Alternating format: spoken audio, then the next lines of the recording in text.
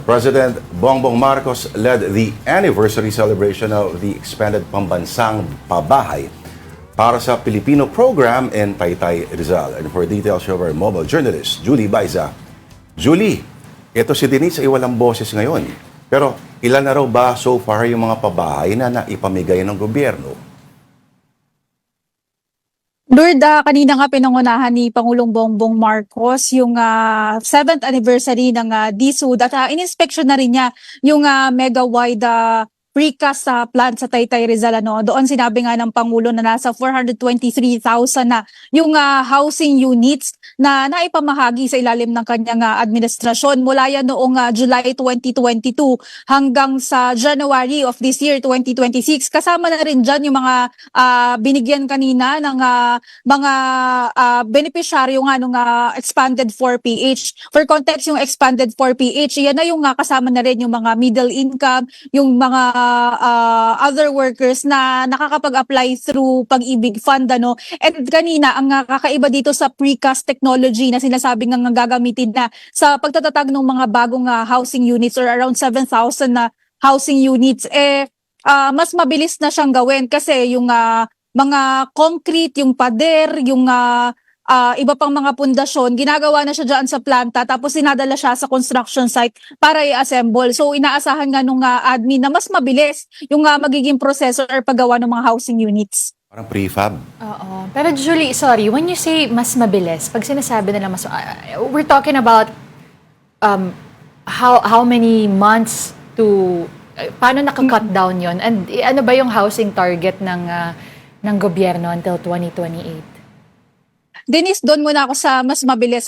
For example, itong initial na proyekto, yung 7,000 housing units, inaasahan siya ang maximum up to 2 years. Pero umaasa nga na mas kaunti doon yung maging construction time, kumbaga, kasi nga through this, baka mas mabilis yung magiging pag-assemble, mas madali, and mas maaga yung magiging pag-move in, kumbaga, ng mga beneficiaries. And doon naman sa target na housing units, kung itong precast, sa ngayon yung meron pa nga lang na nai-anunsyo is yung 7,000 housing units. Pero kung ang pagbabasihan naman natin is yung buong programa, meron kasi nga iba-ibang programa, merong vertical, merong horizontal na housing units na program ng administrasyon. So inaasahan doon na makakabuo ng at least 1M na mga housing units. Mababa na nga yan from previous na pagtataya nung panahon ni former Secretary Acuzar. 1 million per year na housing units yung tinarget na natagpuan nga na talagang hindi kaya or hindi doable. Kasi nung time na yon, pagpasok pa lang ng admin or at least nung 2022, 6.5 na yung housing, 6.5 billion na yung housing backlogs natin. Ba? Maganda yung mga bahay, Oo nga Parang, Yes, oo. Ang sabi nga ng Pangulo kanina, kasi kasama rin naman yan, iyan kasi pinapakita natin, model unit lang yan. Yung model unit kasama sa mga inikot nga, ang sabi nga niya, mas decente na. Kasi kung makikita ninyo, medyo malaki na rin naman siya, 27 na square meters na. Meron niyang kwarto, merong kusina, may isang palikuran, may living area. So kumbaga kung ano-ano yung kinakailangan for a decent living, meron naman kompleto doon sa model unit na ipinakita. Pero syempre, wala naman yung, for example, yung magandang bed. Hindi naman yan kasama doon. Hindi naman fully furnished yung mga unit. O sana sinabay na rin kasi 'di ba pag hindi ganyan kaganda yung kama, kasi normally maglalagay ka pa ng sampayan diyan. Tsaka cabinet, wala yung akong mga napansin nakasabit na dyan ng mga malalaking lalagyan ng mga panty, gamit. malalaking brief na parang bacon, nasisira yung aesthetics ng bahay.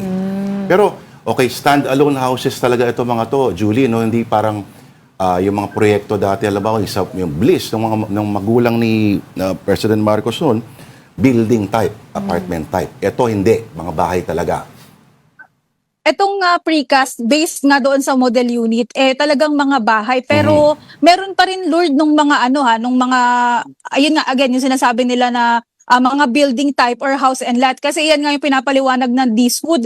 Kasi ang unang ginagawa or laging dati ang target ng admin, puro yung mga building type, yung mga condo type. Oo. Para nga mas maikli lang mas kaunti yung lote na sinasako pero maraming housing units. Pero ang sinabi daw ng mga beneficiaries at saka nung ibang mga gusto nga kumuha ng housing units doon sa DSUD, hindi naman yun yung lagi nilang gusto. Kumbaga yung iba, mas prefer pa rin nila yung nasa mababa lang na area, mas prefer pa rin nila yung house and lot. So kumbaga kinikater kung ano yung needs or hinihiling ng mga beneficiaries. Julie, mabilis lang, may outdoor space din ba sila or yung lote nila ay saktong-sakto yun din yung bahay?